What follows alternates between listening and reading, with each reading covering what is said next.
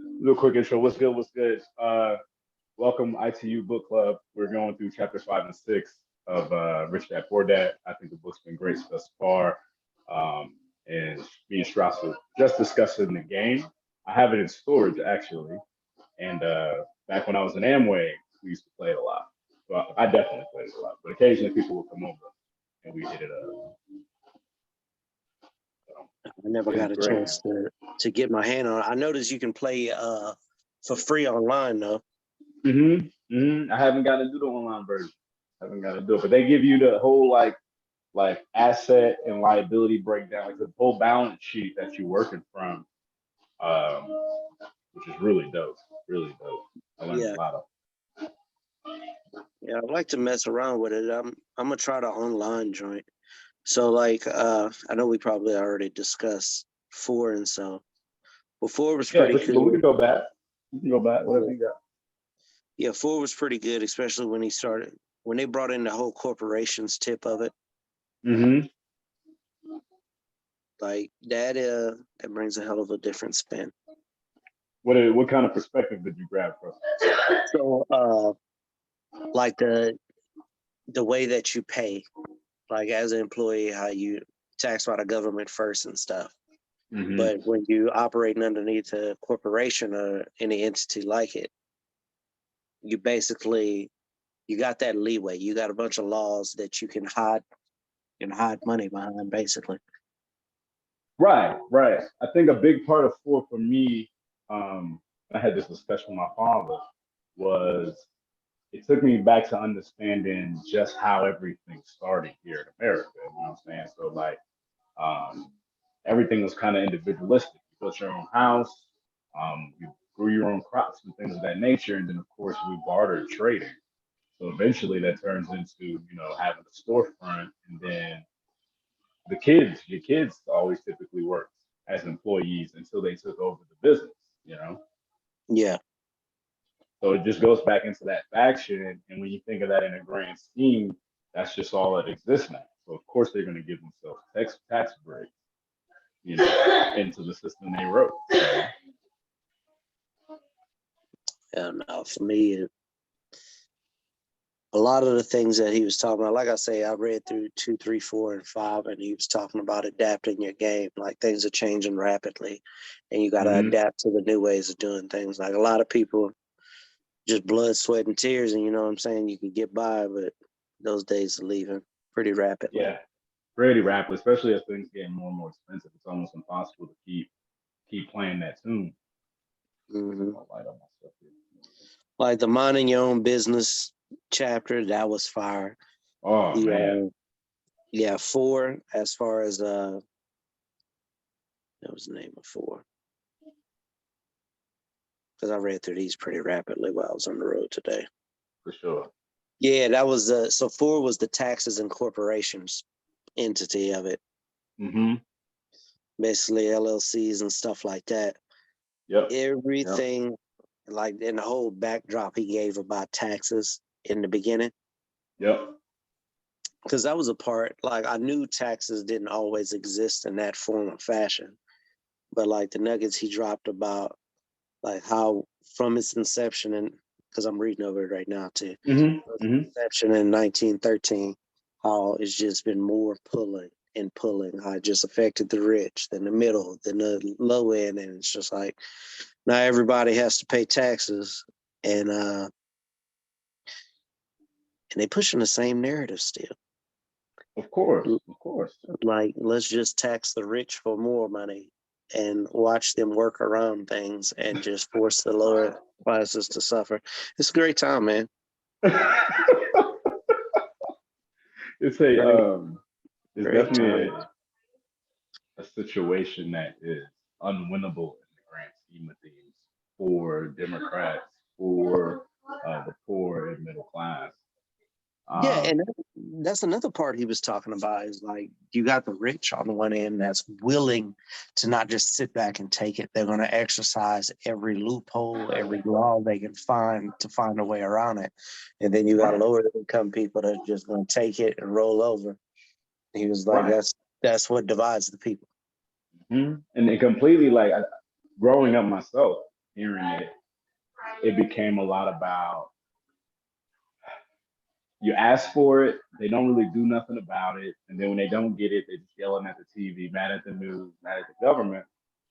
But it's like, I mean, if I had the money to be that wealthy, to company status, corporations and stuff, of course I'm gonna pay legal teams and accountants to keep me out of these types of situations. But the Yeah, poor because can't do that. You can't afford to yeah, pay that. exactly. Because You he know. talked about his rich dad being more open to paying lawyers and smarter people than him Hmm. to find ways around it. Because in the long run, it'd be cheaper for him if he knew how to get around it. Right, most definitely. In a lot of Robert Kiyosaki's interviews, he talks about like he's got a team of 5 people. He's got his bookkeeper, his accountant, a lawyer team, so on and so forth that work for him. He's a whole football team that covers all his problems for his real estate, his corporations, his portfolios, and things of that nature. How can you combat against that when you're just a local mom and pop? Mm-hmm. And not even mom and pop in the shop, but like as an employee. But it's important, I think, for people to understand that. Um, United States wants creative people. At the end of the day, they want people to create business um, and bring business to the country. So all they're going to do is reward them for that. But those that come in and just end up part of the matrix or part of the system of just going through the built out rigmarole school job and then death basically and try to do retirement is not looking good. Like they're going to give you the basic shit to survive. Yeah. I heard Jim Rome say, for those people who are looking for safety, there's a place for that. They'll feed you, clothe you, and they'll take care. of you. But you're just not like a life you want to live. You'll make it to 100, whatever. But you're living in such a way that's not fulfilling to any person being born. Like, and in my mind, everybody's born with a purpose and born with some type of gift to provide. But everybody doesn't take the time out to learn it, grow it, and give it to the world. So you can run it as a corporation. And at these days for us, we've seen over the last, even ever since 2020, like even people are just popping up with their own industries, their own business. Social media is giving them the ability to be bloggers full time or be car enthusiasts and getting paid checks for it as an entrepreneur. So that's just the way of the world now. A lot of our generation is catching on to that. Yeah. I don't know. What's that other guy me, you, and Chris was talking about on Facebook? The one that does all his videos from the side. Oh, I gotta go to chat. I never remember his name. I feel like it's Tom something. He he he's really on par with a lot of the things in his book as well. Most definitely. Most definitely. Geez, I can't find his name, but I know exactly who you're talking about. He gives Josh Terry. That's Josh Terry. Shout out to him. He's been great to follow when I was. I think I caught on to him beginning of the summer. He just broke down a lot of mental things, especially I was dealing with within becoming into this realm. I was an entrepreneur and running a university. There's a certain mindset that has to exist, and Robert breaks it down tremendously in this book about who you kind of have to be and taking that entrepreneurial journey. Yeah. A big part that I like in 5 is him talking about, and I want to kind of relate us into trading too. So I'll be asking you, like how if you saw any things within your trading journey that exists within what you've read. He talks about a lot of people who aren't bold enough to realize their potential because of self confidence or fear of risk and things like that. You feel like there's anything that's big for me, like in trading? I knew coming in, like this is a huge risk. I know most people fail at this. There's very few people who do this. There's very few people who teach it appropriately. You feel like any of that existed as you read? Yeah, a lot of it did. Yeah. Mm-hmm.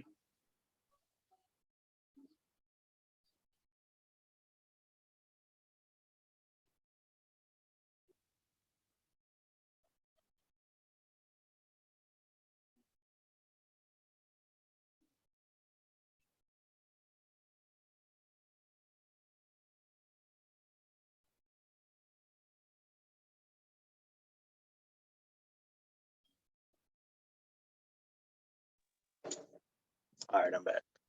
Word. But yeah, a lot of the things he speaks to, it's really it's motivating as hell. Because you go through it and he talks about like, because you see it, especially like if you work inside a big corporation, you see those people that get locked in the same day-to-day grind. Yep. And it's like, not unless you talk to anybody about it, because none of those people who are actually in anything other than that job, they don't wear that out on their sleeves. Like you gotta talk to them about it, and it's just all by chance, pretty much. Cause there's a lot of people I'm meeting since I've been in. Like me and you on the same level. We met because we're in, and I'm meeting even more people. They all got other things going at the same time. Yeah. And yeah, like they understand that, and I wish it was more apparent to people, but it doesn't seem like it is as much. You just see people in that, like he uses all the time in the book, in that rat race, just trying to make them ends meet, just trying to get by, get the pension, get the 401k, get the mutual funds, anything they can. But like the assets that he's talking about, do the same cycle. Yeah, like the assets that he's talking about, like they work like been looking in the REITs recently, those real estate investment trusts. Those things are great. Yeah. Before I got out of my GS position, a friend of mine there was talking about REITs a lot. Yeah, and they're great because of the dividends that they pay out. And it's like you can get into real estate without having to get into real estate like that. Yeah, it's a safer route. If you are hesitant, like it's a good place to start. It's a great place to start, I guess.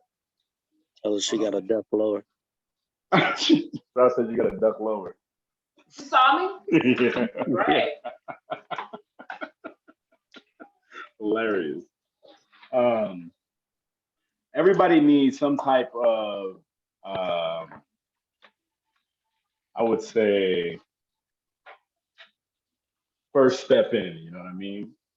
Like, and there's if your risk first step involved, in is so you kind of have something that's going to hear you charges. There's risk involved at all levels, right? So you guys got to be realistic at where you are and what you can get in. That's gonna kind of ease the pain, but sometimes that's not gonna be the case. No, and a lot of it comes with research.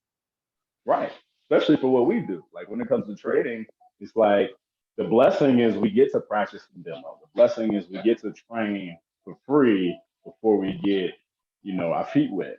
And then you can still come in light. Like you don't have to start with $5,000. That was what I was told. Like when I first started, and I was like not having $5,000 to throw at anything. So you playing with $100 here and there, $50 here and there as you're trying to build. This luxury we have, where most is like, you look at most investments, you need a few $1,000. Yeah, and like this is one of the rare ones, unless you're messing around with penny stocks or anything. But this is one of the rare investments that you can get to for the common man. Like you can get into it for the low, and if you know what you're doing, you can make it work. For sure, it's gonna take a lot of patience and things of that nature, but it's not impossible. Did you have a favorite part? Demo that joint. Say it again. You said what? No, I wanted to hear what you said because I was about to ask you a question. I was like, the biggest thing is demo that joint before you go live. Get your feet wet. Like and that part is a blessing in disguise because like you demo that thing, treat it like it's real. It's gonna treat you nice. It takes some time. Like I feel like maybe just in last year, maybe the year before, I got a strong feeling to my demos. where you start to really treat them live. When you take them L's, they hurt like you would live. You take them wins, the excitement is there like you're live, and the feeling is exactly the same. But if if Absolutely. you if you throw if you throw demo around without attaching yourself to it, that's why I think that's a strong reason why people end up going live and screwing it up. No, and that, like, ultimately, that's going to lead to your downfall. Like, you have to treat demo like it's a real thing. Like, you start $1,000 account, you get that thing to 100 Gs. It's a good chance you might be ready for live, but on Right. that path to 100 Gs, you're going to encounter some resistance.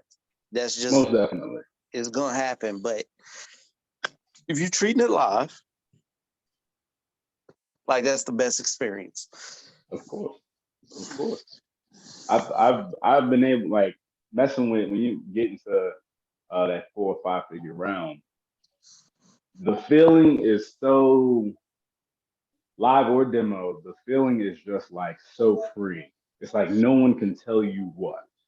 Oh, I can only take a part of it. Like, not all of that's you. Like, just coming home. Of course, you're gonna have to cut your tax percentage or whatever, unless you run some type of LLC to run it through. But ultimately, that's your money you earned. Nobody can tell you what went or where.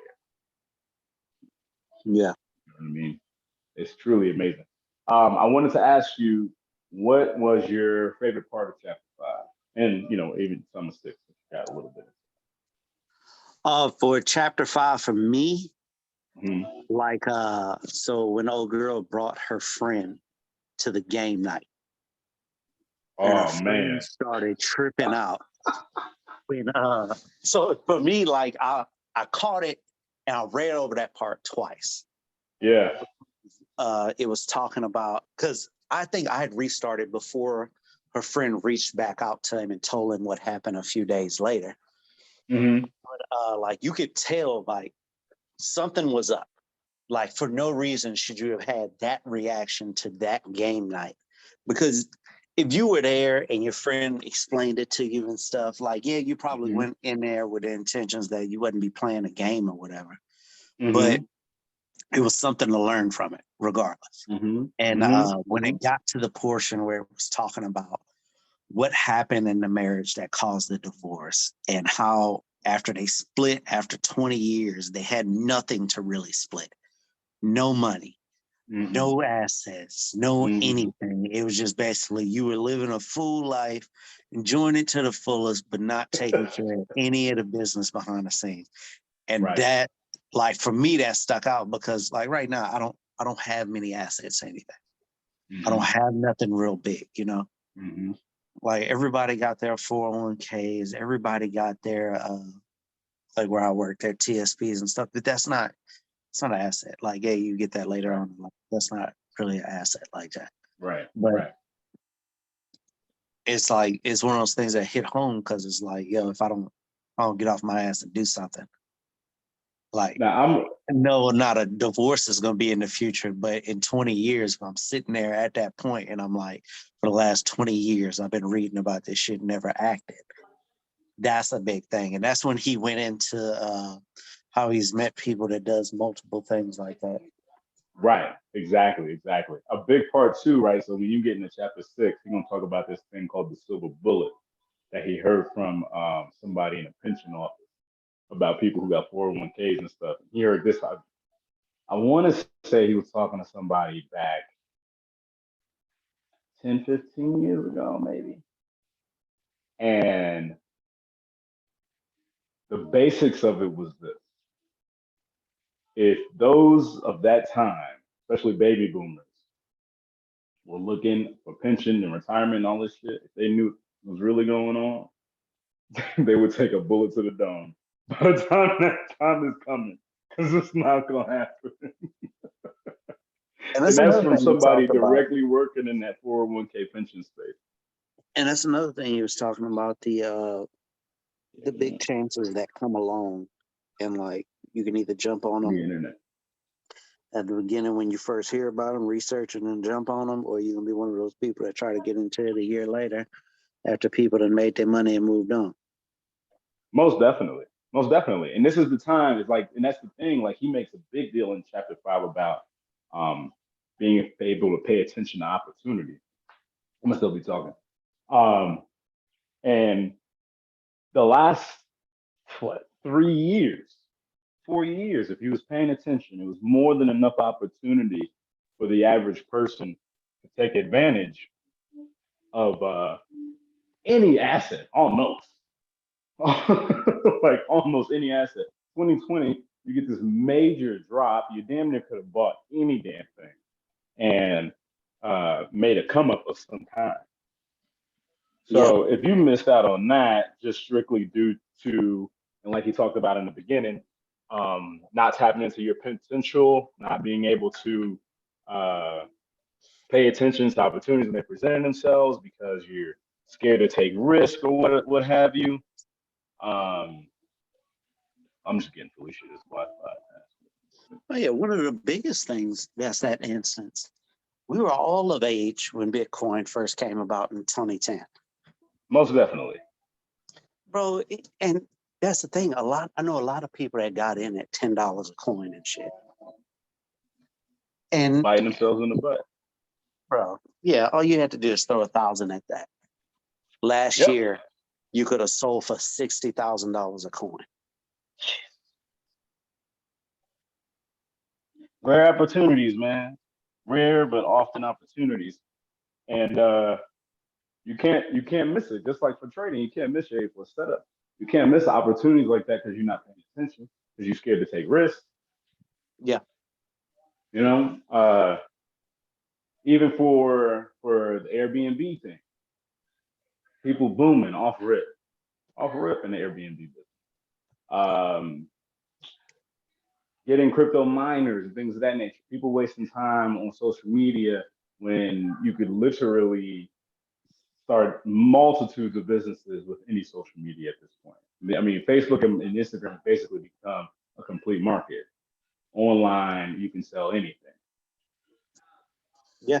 And not taking advantage is just not okay, especially for those that are aware of what's to come. And after something like this, they've screwed the economy so much in a way that it's like, what's your plan? I mean, my parents even now are scrambling a little bit to get their retirements together. You relied on something for so long after 20 years, and it's like, dude, it gets right up, pulled right from under you. Well, if anybody's paying attention right now, which I hope that's happening.